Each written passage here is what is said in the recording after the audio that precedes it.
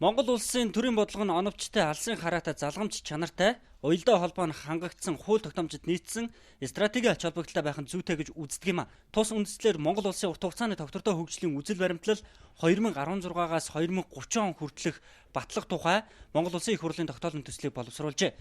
Явж байгаа зүйл биш. Монгол улсын нэг 15 жилийн алсын харааг багтаасан, хэрэгжих бодит үндэслэл тооцоог сайн хийсэн, нэлээ олон хилцүүлгийг дамжиж бас өнөөдрийн энэ хэлбэрчсэн байдалтай хүрсэн ийм баримтчгийн төсөл өргөн барьсан. Бодлогын бичиг баримтын бас нэг давуу өмнөх зүйлээс ялгаатай зүйл нь хүний хөгжилтээр суурилсан хэмжигдэхүйц бодиттой хэрэгжиж болохуйц цаг хугацаатай ийм зүйл залтуудыг бол оруулж өгсөн байгаа.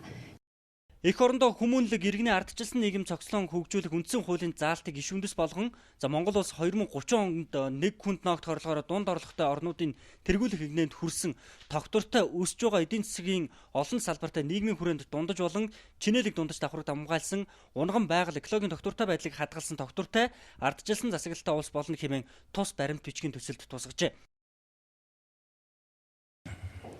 Үндэсний хөгжлийн бодлого гэж бас байсан. Тэр яг ингээд муу биш, сайн байсан.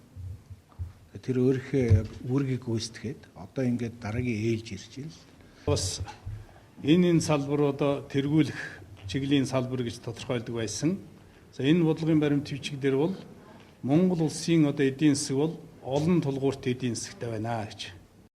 Монгол улс урт хугацааны тогтвортой хөгжлийн үзэл баримтлалыг 2016-аас 2020, 2021-ээс 2025, 2026-аас 2030 он гэсэн 3 үндсэн үе шаттайгаар хэрэгжүүлэх юм байна. Тогтвортой хөгжлийн үзэл баримтлал нь нэгдсэн үндэсний байгууллагаас батлан гаргасан тогтвортой хөгжлийн үзэл санаанд суурилсан бөгөөд Монгол улсын өөрийн онцлог тулгамдж байгаа асуудлуудтай нэгт уялдаатай байхаар тооцож боловсруулсан гэж хууль боловсруулагчид онцолж байлаа.